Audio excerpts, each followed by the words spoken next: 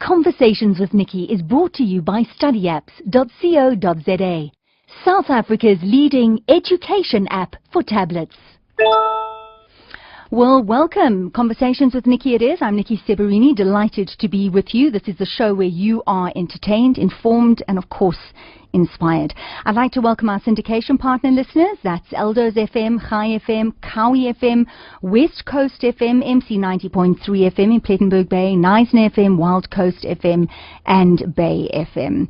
Just a reminder that you can follow me on Twitter. That's @Seberini. You can visit my Facebook page, which is facebook.com/conversations with Niki, one word, Niki spelled Niki, because all the shows and comments and insights are put on that Facebook page, and I really love hearing from you, and thank you to all of those people who have been communicating via Facebook. And if you're a little bit Facebook shy, don't worry about that. You can also visit the website, which is conversationswithniki.co.za, or one word, and again, Niki is spelled Niki. All the shows are podcasts, so please feel free to visit that website to take a listen to today's show if you've missed part of it, or if you've missed any of the shows in the past. And of course, there's a contact me, and I would always love to hear from you. Now, for today's show, because today's show is a very necessary show, and I just feel like I start with that sentence each and every week. It is not an easy show. This isn't going to be something that's easy to think about or easy to listen to, but it's something that we have to. We need to sit up, and we need to make decisions about our life, and we need to make decisions about our death, as hard as that is to come to terms with. I want to take you back to last year in July, when our beloved Madiba was taken to hospital, and we were all very concerned, and we were following all the news reports, and was he alive? And he was in hospital for 5 weeks. No one knew really what was going on. The family was silent. Everyone seemed to be silent. And then we heard that he had eventually moved back home, and he existed aided by a mechanical breathing machine, the special machine, and he was on medical support. And apparently he did not have a living will. And for the rest of the year, really, we followed. I think there was an opportunity for us to really get our heads around and think about Mandela no longer being around. There were lots of debates. You know, was he in this vegetative state that some people were talking about? Was he conscious? Was he responsive? A lot of people were talking about the Mandela family. Were they holding on? Were they finding it difficult to let go of him? So this was the conversation that was happening. It was a very uncertain time. And then, of course, on the 5th of December 2013, we were told that Rolihlahla Mandela had peacefully passed away. And in an interview, Winnie Madikizela Mandela spoke of sitting by his side for 3.5 hours after the dialysis machines had been switched off, and how she had been there when he drew his last breath. Now, very interestingly enough, in Helena Dolny's article in the City Press, Let's Talk About Dying, she mentioned that, in fact, I think is such an important thing, and that is that Mandela had actually left us a very precious parting gift, and that was a conversation that we all have to have about death. So that's what today's show is all about. It's also very much about life and making the right decisions while you're living. And then, of course, the very painful subject of death, our mortality, and the decisions that we make around that. So I have 3 very interesting guests in the studio today. I have Sean Davison, who I'm going to be speaking to from Cape Town. Of course, Sean is a professor of biotechnology. He's the founder of Dignity South Africa, and also he is the author of Before We Say Goodbye, Helping My Mother to Die, which is a journal of Sean's return to New Zealand to be with his dying mother. And it's about the day-to-day challenges and connections and tears and laughter, and how Sean carried out his mother's wish to help her die and end her suffering. I also have Helena Dolny in the studio. She's on the Executive Committee of Dignity South Africa. She's a leadership and life coach, and she is the widow of the late South African Communist Party chief, Joe Slovo, and she is also going to be sharing her story, because we know that Joe Slovo battled cancer for 4 years. And I have Dr. Mike Brown in the studio, who is a doctor at Hospice Wits. So I'd like to welcome you all. Please make yourselves comfortable, and hopefully it's going to be an interesting conversation. So hi and welcome. Thank you. Thank you. Sean, are you there? Yes, indeed. Fantastic, Sean. I know that we spoke a while ago. I chatted to you about your book that I found incredibly moving.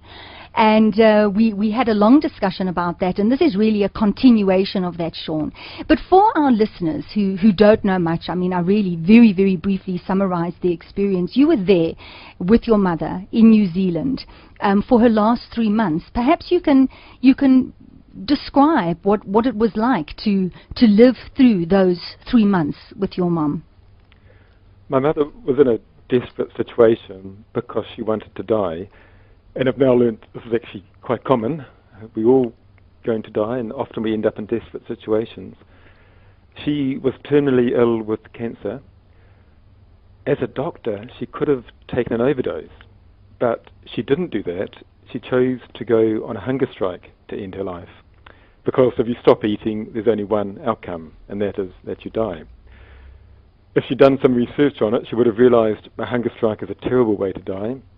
And what happened, she went week after week, in fact for 5 weeks, 35 days, drinking only a glass of water for comfort.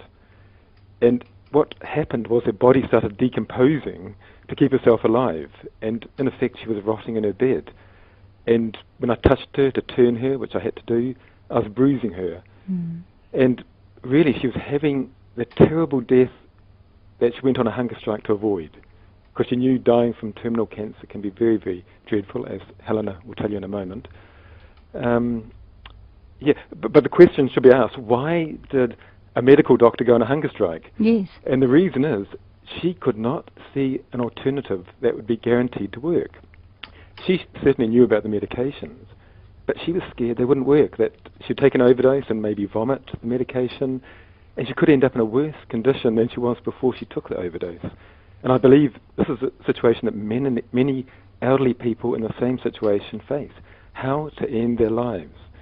Because they want to die with a little bit of dignity before they get to that terrible stage at the end.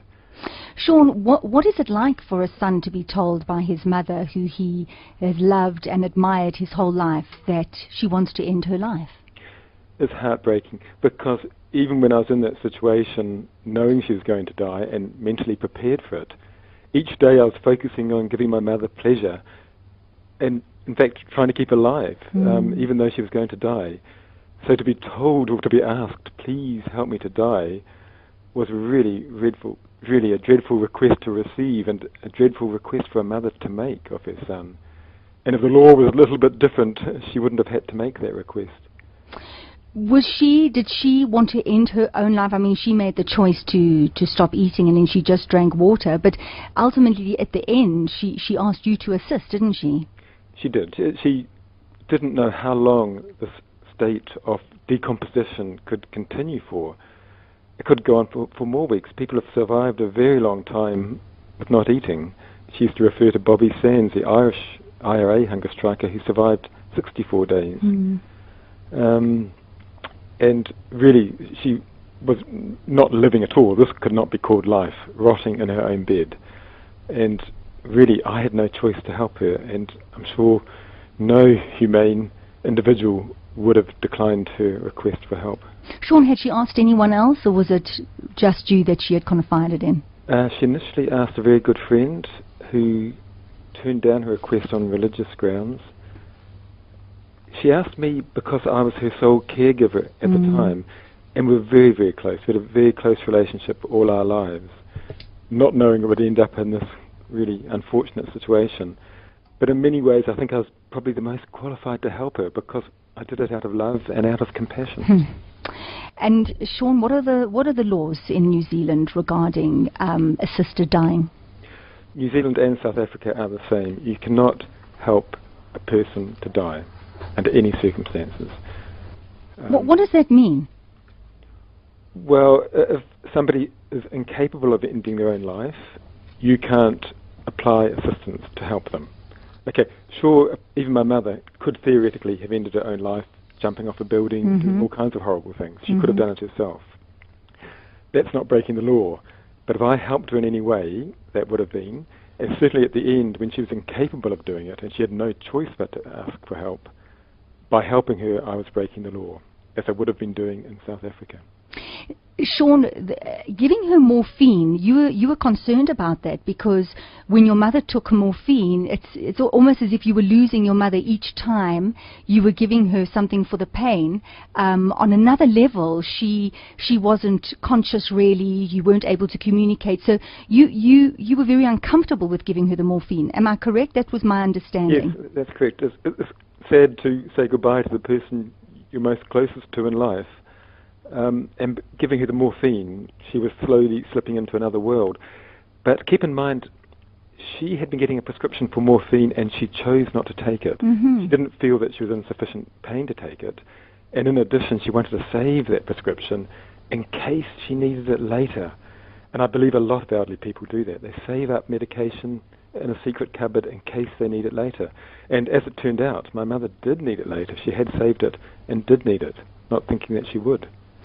So tell us about that night when, because I know that your mother requested for you to smother her with her pillow and all sorts of things, and she, as I said, you started to give her the morphine for the pain, but there was a night when you and her came to a decision. Perhaps you can explain that. Yes, eventually, after she'd made the request, I agonized over it for a long time, or maybe about 2 days. I really found it very difficult to end her life. I kept hoping and loving. Eventually I realized it was not my choice. Who was I to decide the quality of her life? Deciding whether a life is worth living or not is no small question. And certainly it's not for me to decide for another person. My mother wanted to die, and I had no choice but to agree to that request. And once I agreed to it, and I told her, initially she didn't believe me, but when she did, it became a moment of celebration. She felt like she was cheating the death that was awaiting her, that maybe in 2 or 3 weeks' time. And she was very happy, and it was almost a celebration as I did give her that final overdose. Initially I said, look, Mum, I can't do it. These tablets, you can't swallow them all. There are too many, and you're having difficulty swallowing. And she, really clearly showing she had a clear mind, said, crush them into a powder and mix them with water. And me, a scientist, hadn't come up with that solution. And she then drank the drink, and it took an hour or two before she dozed off. And it was a wonderful time. We had a wonderful discussion before she lost consciousness or the drugs were taking over. Was there a moment of panic, Sean, when she drank the water with the crushed morphine tablets? Did she, for a moment, say, "Oh, perhaps I shouldn't have done that," or "Oh, no, I'm afraid of what lies ahead. I don't know what's going to happen when my heart stops beating"? Did you have that discussion? Yeah. No, we'd had that discussion many times during the course of her hunger strike. She knew she was elderly and she was going to die. I mean, we're all going to get there. Nobody is exempt. And she was ready to go. I used to test her and try to encourage her to live by asking questions that interest her about global warming and the environment and her grandchildren. And she said, no, I've let go. I'm ready to go. And it's a very good position to be in when you're ready to go, to be ready for it. Yeah, when death is imminent. Well, you're going on your terms then, aren't you? Which is... Yes. And I think everyone should have that right, at the very end, to go on their terms. Because it can become very undignified at the end, and indeed very painful. And no matter what medication you're offering, I know you have a doctor in the studio, sometimes it's impossible to get rid of that pain, and there are many, many patients around who have that problem. Sean, I'm going to ask you the question because you spoke about the suffering, but your mother did suffer for a while. I mean, she was in incredible pain. She wasn't able to move. She suffered from bed sores. You had to move her around. Did you ever think about the time, the point when was the right time to give her the morphine? I mean, you gave it to her after she had not eaten for 5 weeks. Do you think you should have perhaps given it to her sooner? How do you, in Well, other words, how do you know when the time is right? Very easy question to answer. When the person asks you, that is when the time is right. It was never for me to intervene and say, Mum, I think you should take an overdose of morphine now. That would have been absolutely the wrong thing to do. It really has to be an individual's choice.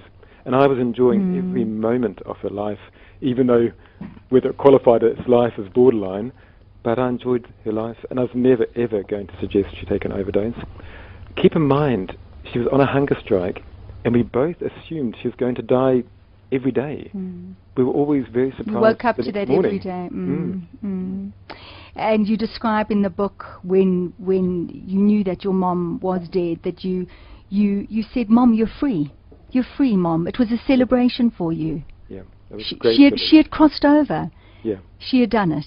Yeah. And I believe, as I'm sure will come up in your conversation today, what I've described is very common. It's happening all over the country. And my case highlighted it. And I think it also highlights the fact that people don't deal with these issues until they come across it themselves. That's it. I would never have thought about euthanasia or assisted dying unless I'd come across it myself. We're too busy living life, as we should do, celebrating life. And certainly as an organisation, Dignity SA want people to kind of look forward into the future and see where they might find themselves or their parents or grandparents, and think about these issues and deal with them and prepare with them now. Sean, I mean, as you say, your story, there's so many people who've had that same experience, watching someone that they love suffer and then die. But of course, you were on the news and you were in the newspapers because you were arrested when you went to New Zealand, and you were charged, and you had to spend 5 months under house arrest. But I think what perhaps must have been the most hurtful for you is being charged for murder, murdering your mother. Yes, yeah. Is that really what shifted you into returning to South Africa and starting the organisation Dignity South Africa? No, my motivation was the overwhelming support I received, and a lot of that support from people describing similar situations. And they still come in every day through our Twitter and email and various sites, people describing the same situation. And I felt almost a duty to pursue this to a law change, because these people were in the same position as me, that they weren't arrested, but potentially they were breaking the law, as were the doctors who are helping people to die out of compassion. The law clearly didn't fit the mood of the country in New Zealand and South Africa, and the law had to change, and it will change. I'm sure in 10 years' time we're going to look back and say, how on earth could this possibly have happened? A man arrested for helping his mother to die, who was terminally ill. So I was motivated by other people in the same situation. And of course, one of the other people I have sitting in the studio is Helena Dolny, who is the widow of South African Communist Party chief Joe Slovo, who battled cancer for 7 years.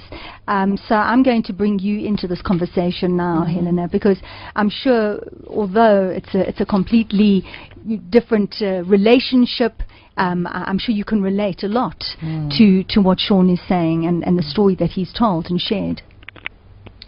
So I think it's terrible that someone decides they're going on hunger strike. You have a terminal illness, and why did Sean's mother need to go on 35 days of suffering, which could have gone on to 64? It sounds like she was a very strong woman. Right. And, you know, to watch a person that you love sort of like deteriorate in that way is inhuman. So, I mean, I think where I've come to is that dying well is a human right. And I hope that the Human Rights Commission will be taking it up. I know that we've got really important things like water and sanitation, but dying well, and we're in a different situation in South Africa in that dying affects all age groups. You know, if I look at the Dignity's movements in the United Kingdom or in Canada or the USA, quite often you're dealing with end-of-life issues for elderly. But here, especially with HIV/AIDS, families have had to deal with dying happening before their very eyes in every generation. With you, Helena, I mean, you too, to have your husband being diagnosed with cancer, and him fighting this cancer for 4 years. I mean, when Joe was first diagnosed, what was the prognosis then? And how was his fighting spirit and your fighting spirit? So in terms of prognosis, you know, prognosis is averages. So he was given 2 years. Okay. So in actual fact, 4 just felt as though you were being dealt a really good hand of cards. Yeah, but I don't agree with Sean about. I asked Joe to die. You did? I've got a piece here. Do you mind if I read it? Okay. This was taken from Joe's unfinished biography. And it's in your words. Wednesday night. It had been a terrible night for Joe. Restless, taking a shower, moving often. Just after dawn, we sat by the aquarium. Joe was hunched, shivering slightly whilst feeling hot. I noticed he was not wearing his spectacles, not focusing, but withdrawing inside himself, barely communicative. Silence. And you asked the question, didn't you? You asked him if he wanted to die, if he could summon all the strength that he had in his life to use that same strength into dying. And he said, I will. And to ask him that question, Helena, to be at that point when you could say to him, because we don't want to talk about dying, do we? We don't want to broach that subject. It's so very hard to talk about that, to look at your husband and say to him, can you die? Can you will yourself to die? Where did you get the strength, the honesty? So because we seem to afford more kindness to our domestic animals than we do to our fellow human beings. That I think there was a day I looked at Joe and I kind of thought, if this was my dog, I would be taking this dog to the vet. This suffering is just inhumane. Did he want to die? He did. Had he had enough? I think he was a very, very, very strong person, and he was like at the apex of his life. I mean, he'd suddenly become Minister of Housing, and instead of blowing up power stations, he now had a chance to make a contribution to society. And 1994 was very celebratory. So it also gave me an insight. You know, people would give me all of those things about, you know, mind over matter, you know, and meditate your way to hell. And sometimes it doesn't matter. You know, you can have all the will in the world and everything to live for. And, yeah, your body gives up on you. Do you think that if it was legal in South Africa to have assisted dying, if it, by law you were allowed to assist someone in their dying, do you think that would have been his choice? That would have been his choice. It would have. In fact, he had access to morphine, and he asked us all to gather as a family and say goodbye. Is that what happened at the end? Who gave him the morphine? Like Sean, he was having morphine as a painkiller, and like Sean's mother, he hadn't used it all. Luckily, he did not do the hunger strike. You know, I don't think I. So you didn't have to see that extreme suffering. 35 days. I find that incredible to have cohabited with a person that you love so dearly and watch that deterioration. Yeah. I have to again reflect back from the Joe's unfinished biography, when Madiba comes to visit Joe, and he squeezes Joe's hand, and he bent over Joe, and their heads rested together for a lengthy and poignant moment, and without uttering a word, but he decisively took Madiba's hand, because Madiba said goodbye, Joe, and he took Madiba's hand and he said cheers. And you hadn't seen much life in him for such a long time before that. And you talk about Fazelle Randera, Joe's doctor, who was the kind doctor from the easeful death, and he speaks of doctors who understand that helping someone to die is part of their compassionate role, their age-old role as the easers of suffering, and at the end, the easers of death.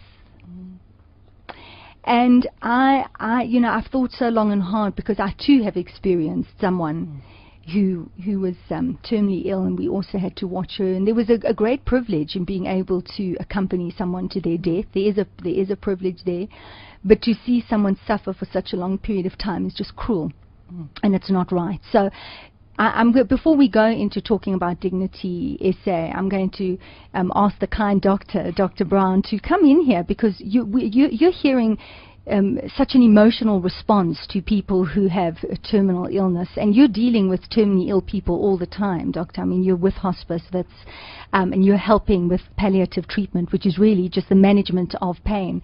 But how do you feel as a doctor when you hear us talk about this, when you hear of patients who are wanting to die, who are wanting to end the suffering, and need this someone to assist them in this process? Niki, it's something, as you say, that I deal with on a daily basis. It's something that we see both in our inpatient unit at the hospice and in the patients whom I visit at home. And perhaps I'm one of those old-fashioned type doctors who does still do home visits.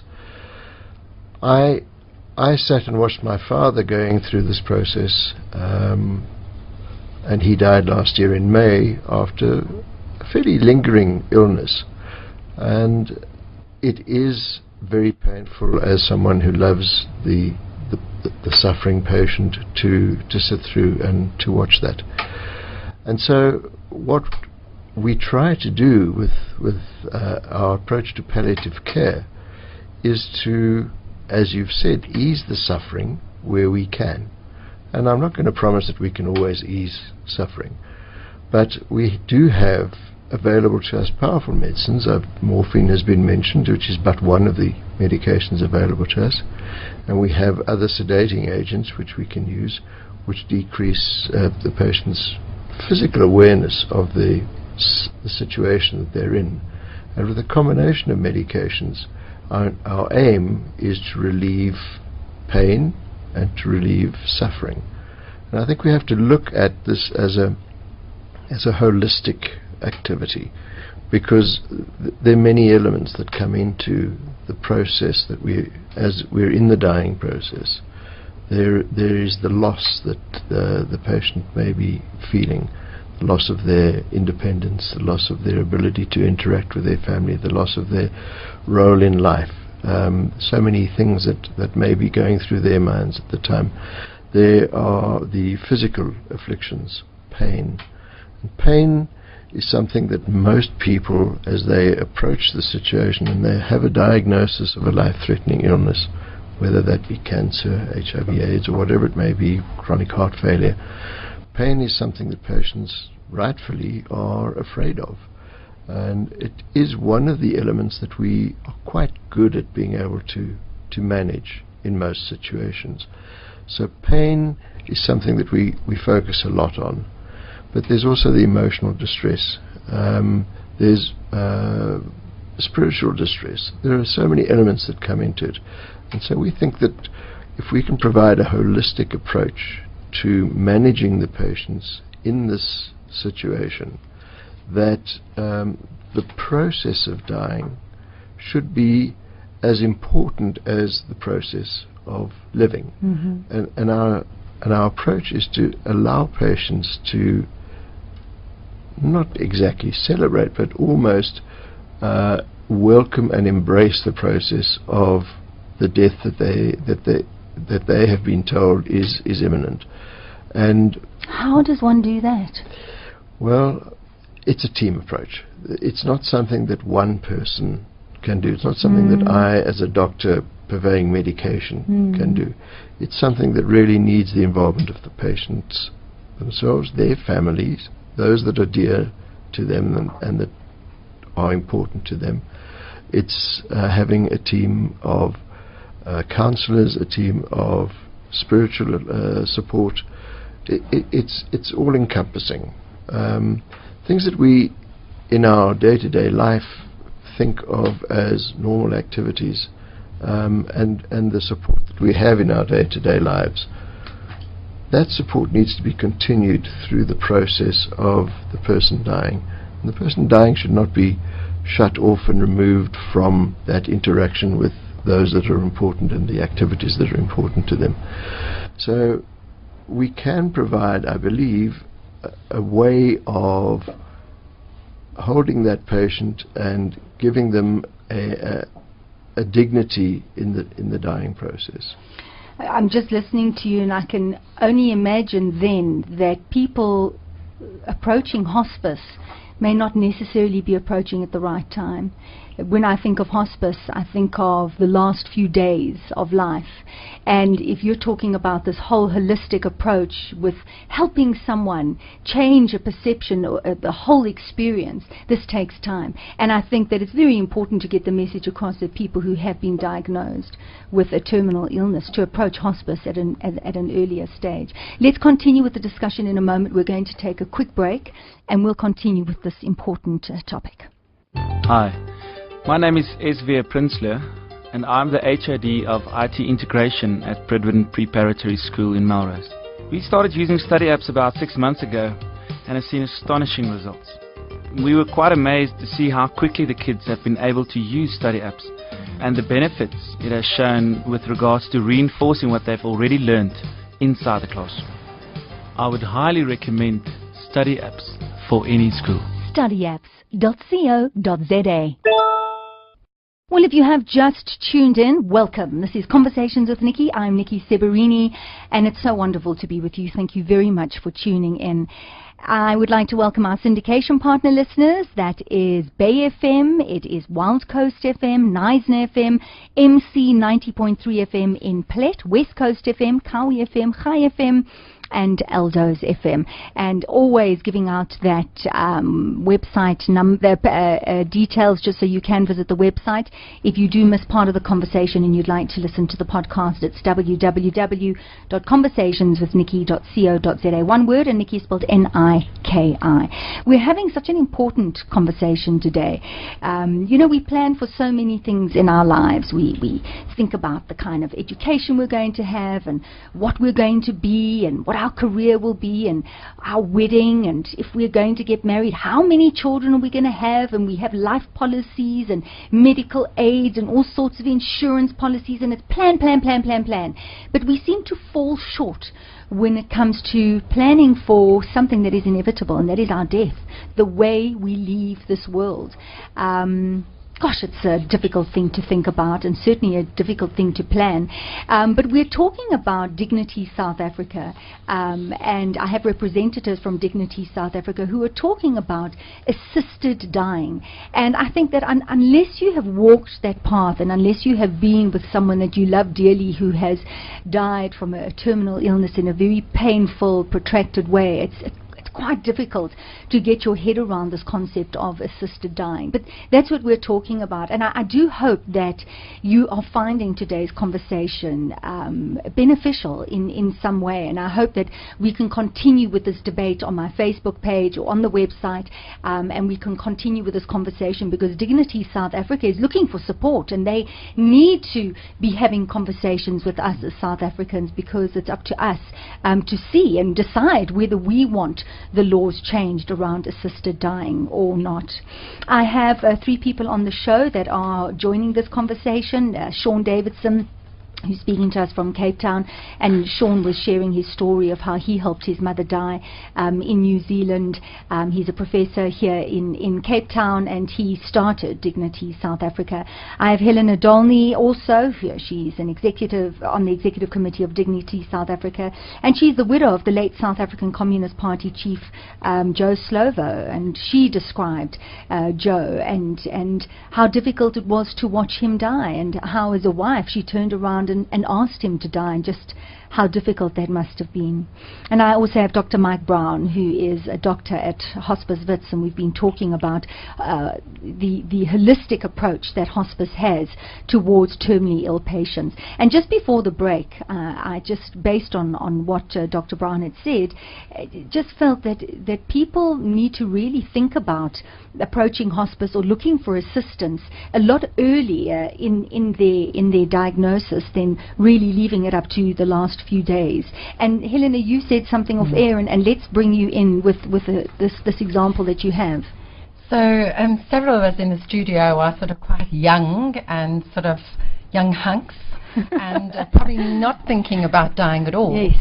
But there's a state in the United States called Wisconsin, and Wisconsin has a practice that I'd love Erin Motsioledi to sort of introduce into our medical system here. Whenever you go to a hospital or for any medical intervention in Wisconsin, you're given a very simple questionnaire which asks you, if this happened, what intervention would you be happy with? So it's not a living will, but it is a questionnaire, and you have to put yes or no. Would I be happy with, mechanical breathing intervention? Would I want CPR? Well, why are they asking that question? Is it because they're doing a study, or would this go into your records and God forbid anything like that happened, they'd use that? It's just in case something happens and it goes into your records, and they do use it. Okay. And the thing is that what's really interesting is that people think about it. They don't have to do it on the spur of the moment. We talked about thinking about it before the time comes, because once you've been given bad news, you're hardly in a really great state of mind to do your best thinking. So you get this questionnaire much earlier on in your life, when you're kind of thinking, okay, because the success rate of CPR is very, very low, But so anyway, what they found is that actually people's longevity has gone up, because they're more relaxed about, I've made these decisions in my life, and the state's medical bills have gone down. Interesting. Yes. Fabulous. What do you think, Doctor? Helena, I'm really glad that you've raised this issue, because there is a misconception that end-of-life care, be that hospice or whatever, end-of-life care is something that is pushed into the background, and one doesn't really approach it. And when you're given the diagnosis that you have a life-threatening illness or a life-limiting illness, suddenly this is a huge shock. And we all know that we're born to die. It's inevitable, and yet we pretend it's never going to happen to us. But in our patients, and largely the patients that we see, that I see at Hospice Wits, although we also have a sister hospice in Soweto, but at Hospice Wits, the patients that I see are generally elderly, although not always, and more often than not, the diagnosis is one of cancer, one of the many cancers. And often the initial diagnosis is associated with the possibility of effective, hopefully curative intervention through an oncologist or a radiation oncologist, or perhaps surgery, and there are many modalities that may come into play.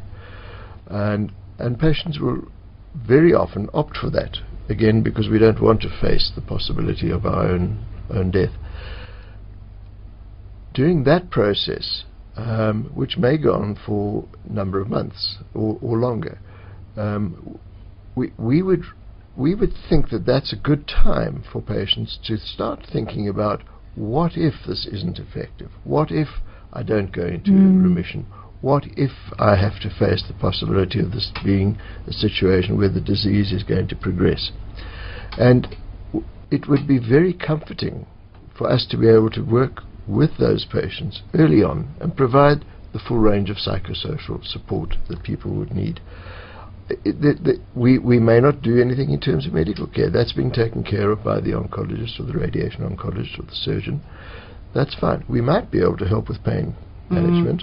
We may also be able to help with all the other aspects of dealing with the diagnosis, which a busy clinician may not have all the time to do.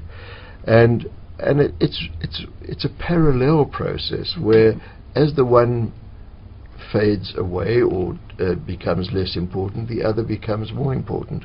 And if we could get that balance right, I think we would be able to help people in their approach to the possibility of dying. Mike's talking about unwell people, and I'm much more ambitious. I'm looking at 5 healthy people in the studio, and I'm wishing that every single of the 5 people has an advance directive and is signed up to Dignity SA with your Rand a day membership fee.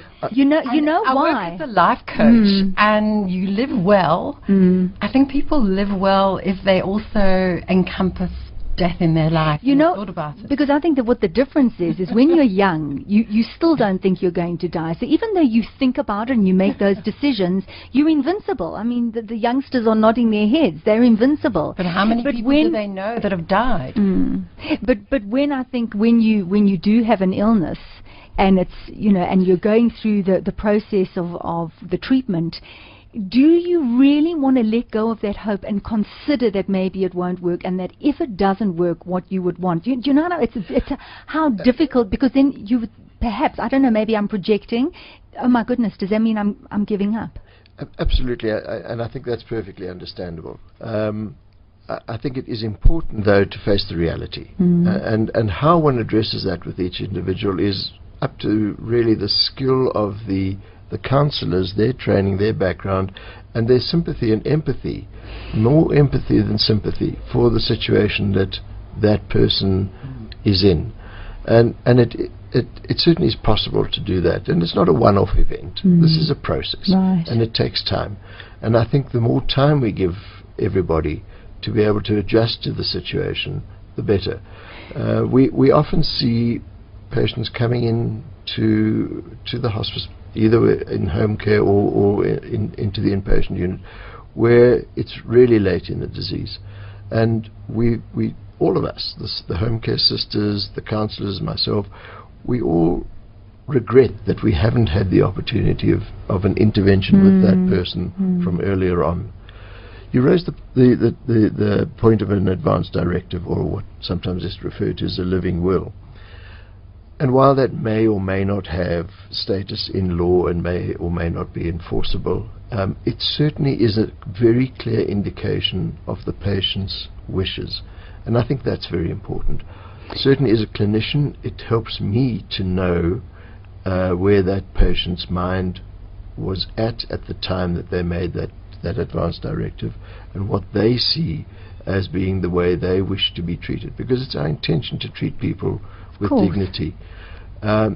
There's no reason to not do something, as there is also no reason to do something in terms of medical care.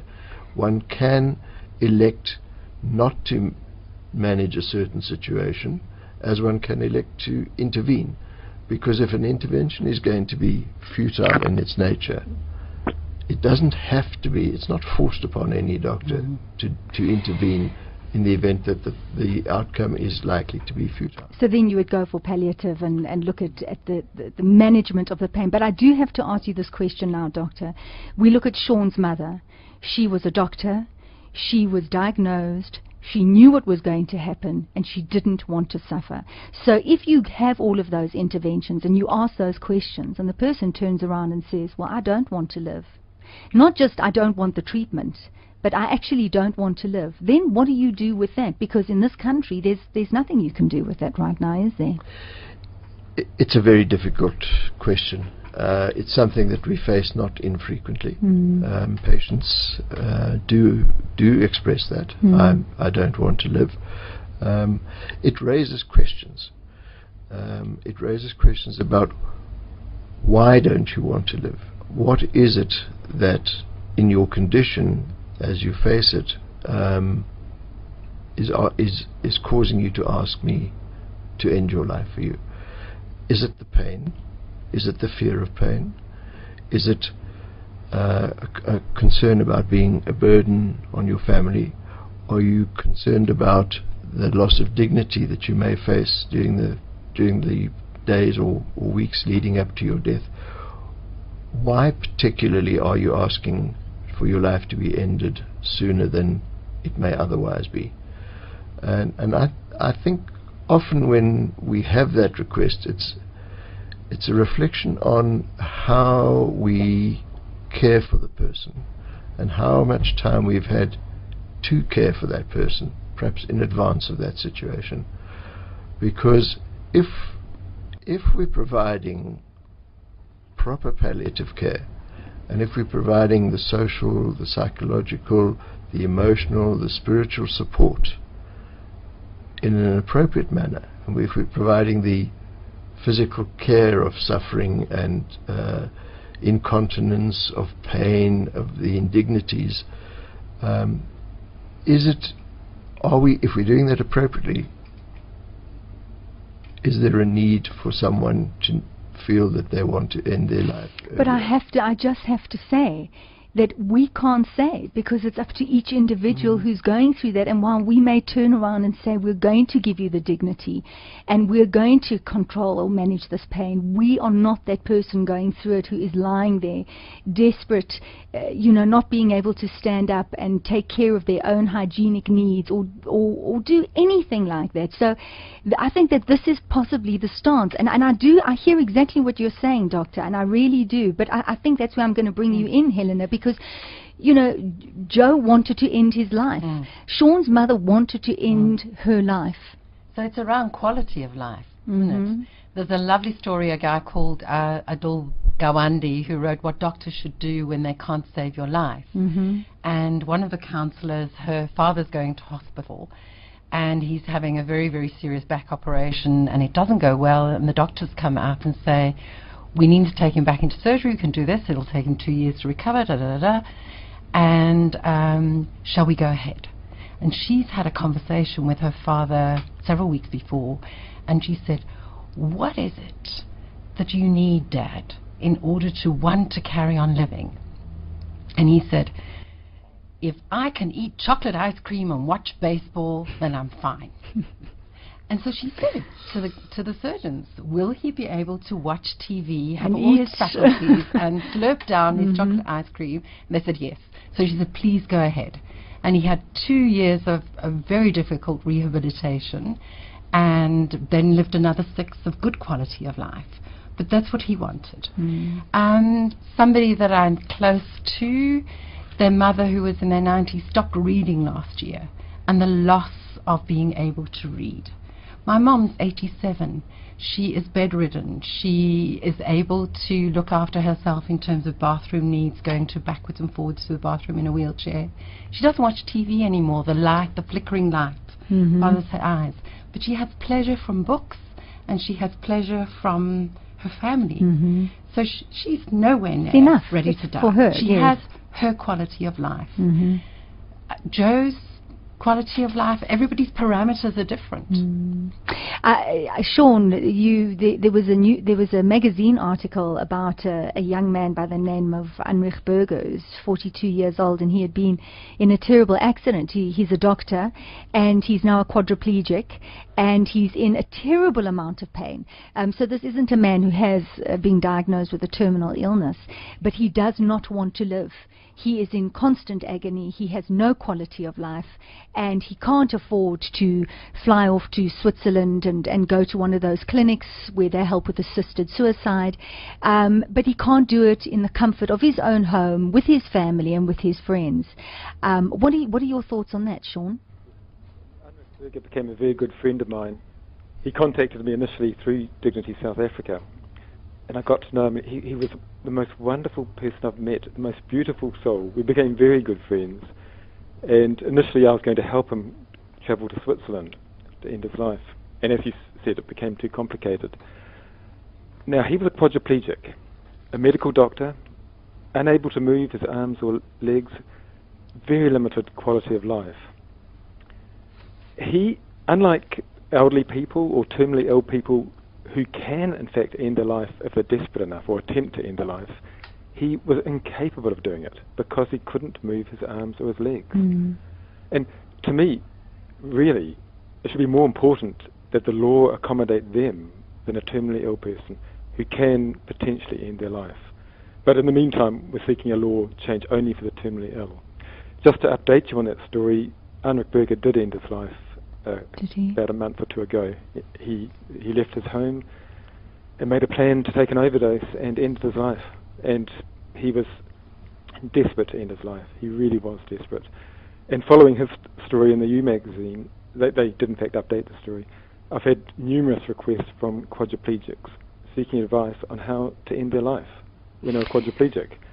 Again, it boils down to we're all individuals. I mean, I've had quadriplegics on this show who have overcome so much and using the power of the mind and, you know, support from family and friends. They've achieved so much. But who are we to say that everyone has that same strength or experience, or he just felt that he had no quality of life and he was in incredible pain? And good on the other ones who want to live. It's good on them.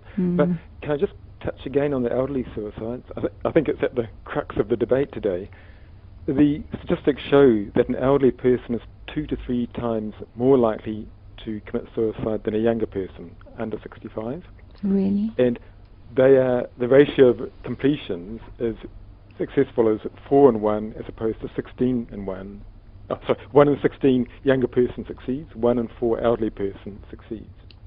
So when an elderly person attempts to end their life, it is not a cry for help. They really mean it. The reasons why, there are many, and sure, some of them can be counselled, but I think in many situations it is a person really wanting a little bit of control of their death, just as they've controlled their life. And extending the statistics to countries where they have changed the law to allow for an assisted death, the number of elderly suicides has dropped dramatically, indicating that if a person has the option of going to a clinic for an assisted death, they don't do these desperate things like cutting their wrists or jumping off buildings. They know they've got that safety net, that security of going to a clinic to die. Sean, sorry, Dr. Brown, you wanted to say something? I think what Sean's raising here is something that we perhaps don't recognize often enough, and that is that there is a significant amount of depression in the elderly. And I think what Sean's alluding to in terms of those statistics may well be a reflection of an undiagnosed and untreated form of depression that occurs in the elderly. And perhaps as the medical profession we're not doing what we ought to do and managing that situation. We certainly see that in our own patient population. And I think even there, where we recognize that perhaps 30 to 40% of our patients may benefit from antidepressant treatment, I'm sure we're Dr. not actually doing that. Yeah, I'm sure you're absolutely right. But there will be some cases where the person has a right to die. They don't want the treatment. They don't need it. They're terminally ill. And the law change we're seeking is only allowing that option. Nobody's going to be forced into it. They'll have the option of an assisted death if they want it. And the criteria will be very strict. There'll be an independent panel assessing their request, making sure there's been no family coercion, that they're in a sane state of mind, that they're terminally ill. It's only creating an option should the person want it. I read an article about a woman, I think an Italian woman, who was elderly. She was losing her looks. She couldn't bear the thought of that, and she disappeared. Her family had no idea where she went to, and she went off to one of these clinics. And she was assisted, she was, I don't know if she was injected, but she died, and her family heard about it when her ashes were sent back to Italy. And I suppose that that's something that we really have to be careful of. I'm sure that Dr. Brown would sit here and say, well, she would have to have been assessed, and perhaps she was very depressed, and maybe if there was kind of some type of intervention and some type of antidepressant diagnosed, prescribed, maybe the situation would be different. Not that we know. So, Sean, I suppose Dignity South Africa has to be very careful about what could happen if the law changes and assisted suicide or assisted dying is legal in South Africa. Yeah, that's why we have those very clearly defined criteria. Most importantly, the independent panel checking that these criteria have been met. So the law will be very tight to avoid abuse.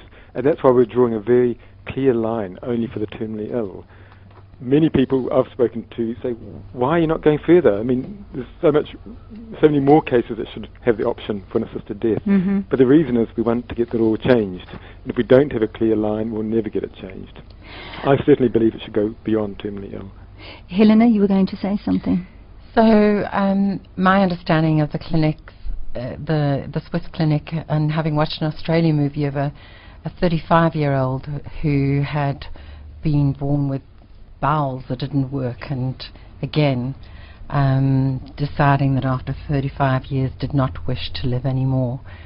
But a certificate was needed saying that the decision was being taken in a lucid state of mind and not in a state of depression. So I'm not sure about the Italian story. I don't have all those details, but it was just an article that I read, which I found. People that I talk to tell me that informally assisted suicide is happening on quite a widespread basis. People say, oh, my mother was so ill and my doctor gave my brother morphine. So those informal conversations, it's happening. There was a person in 1975, a Hartman. He was taken to court for assisting a family member to die, and he was at the end of the court case, he was found guilty, as Sean was, but unlike Sean's having to have house people had to go through. So it is happening in this country. Yeah. And what do we need to make it be a possibility that is legal, that people feel comfortable with, which has all of the safeguards attached to it for it not to be abused? Dr. Brown? I'm sure that there are many instances where there is assistance in ending the life of a person who's been suffering. I'm sure that may well happen in the family environment, and I'm sure that it may well happen in the hospital and in the hospice and in end-of-life care environments. We recognize that some of the drugs that we use are quite powerful. We recognize that while our intention in palliative care is to relieve pain and relieve suffering, we are using drugs that are very active and by their nature have the possibility of causing death, certainly in excessive doses. And so we are very careful about how we manage our patients, because the intention is to manage the pain, the intention is to manage the suffering. There is always the possibility that a patient receives a dose higher than is absolutely necessary unintentionally, and it is possible that patients do die earlier than they may otherwise have done, but that was not the intent. The intent is to relieve the pain and suffering. So making drugs available to patients to have in their homes is certainly opening the option for either the patient or for the patient's family and carers to use those drugs, or I suppose one might say abuse those drugs, in terms of providing and what you turn a blind eye. You just, if they have decided to abuse or make a choice. You know, when we're dealing with terminally ill patients, we don't know when that moment of death is going to happen. And it's a question we're asked quite frequently. How much longer is this going to happen? Is this going to carry on? And it's a question that we can't answer. It's not, unless one is actively practicing euthanasia. It is not in our hands. And so when a person is being managed at home, and we know that the person is terminal, and we know that the person is going to die in the next short period, whether they die today or tomorrow, would I know whether that has happened because there's been another form of intervention? I wouldn't know, because we are unable to judge exactly when that might happen. Yeah. Sean, we've unfortunately only got a few more minutes to go, and I think that at this point we have to say to our listeners that this is a very emotive topic, and we haven't even gone deeply enough into it. But I think, what do you want people who are listening now? What can, if they do feel that they want to support Dignity South Africa, what should they be doing? Well, we're seeking a law change, and when you seek a law change, you have to be in for the long haul. We want to make that long haul as short as possible, and to do that, we need people to join, and we do need money. We are asking for R1 a day membership fee, because then we can build up the momentum. We can have the discussions that are going to build up the momentum. We've seen many other very difficult issues talked about that were taboo, completely taboo once, such as abortion and homosexuality and AIDS. Let's get people talking about death and dying, even if they're the young studs in the studio there. Let's be aware of death and be ready for it, and indeed embrace it when the time comes, because there's no escape. And have the discussion now, and please join the organisation. So, Sean, can I give lee.dignitysa@gmail.com, and we have 55 members paid up. We need 25 grand a month to run. We need 800 people to join us. Okay, so I've got an SMS number. So just SMS Dignity SA to 38621, and you're going to be donating 10 rand. And that's if you want assisted dying to be legalized in South Africa. The choice is yours. This is where you decide where you want to stand. SMS Dignity SA to 38621. I'd like to thank all of my guests. Thank you so much for joining us in the studio today. And thank you for listening to this important show. And I hope that it gives you a chance to think about your stance and your choice around dying. Until next week, take care of yourself. From me, Niki Seberini. Goodbye. Conversations with Niki was brought to you by studyapps.co.za, South Africa's leading education app for tablets.